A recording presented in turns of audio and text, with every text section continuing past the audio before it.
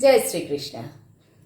আমাদের জীবনের অনেক প্রশ্নের উত্তর লুকিয়ে আছে শ্রীমদ্ ভগবদ্ গীতায়। আজকে পঞ্চদশ অধ্যায় পুরুষোত্তম যোগের ষষ্ঠ শ্লোক নিয়ে আলোচনা করব। চলুন প্রথমে আমরা শ্লোকটি শ্রবণ করি। আমরা প্রার্থনা দিয়ে শুরু করব। বাসুদেবসুতং দেবং कंसचारूढमर्दनं देवकी परमानन्दं कृष्णं वन्दे जगद्गुरुं श्रीकृष्णं वन्दे जगद्गुरुं। जय श्रीकृष्ण।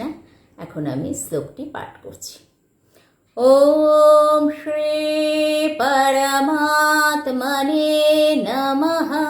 श्रीमद्भगवद्गीता अथ पंचदशोऽध्यायः। न तद्भासयते सूर्यो न शशाङ्को न पावकः यद्गत्वा न निवर्तन्ते तद्धाम परमं मम। এই শ্লোকের মাধ্যমে ভগবান শ্রীকৃষ্ণ আমাদের বলেছেন, আমার পরম ধাম এমন একটি স্থান যেখানে সূর্য, চন্দ্র বা আগুনের আলোর প্রয়োজন হয় না। সেই ধামে একবার পৌঁছালে আর জন্ম মৃত্যুর এই সংসারে ফিরে আসতে হয় না। অর্থাৎ যে ব্যক্তি ভগবানের আশ্রয় নেয় এবং তাকে সত্যিকারের উপলব্ধি করে, সেই ব্যক্তি চিরশান্তি এবং মুক্তি লাভ করে।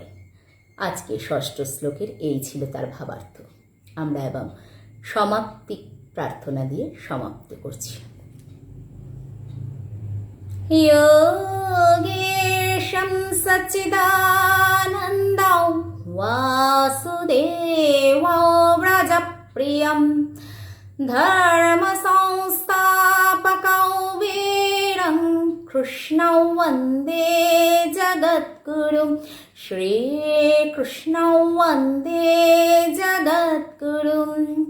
ॐ श्रीकृष्णार्पणमस्तु।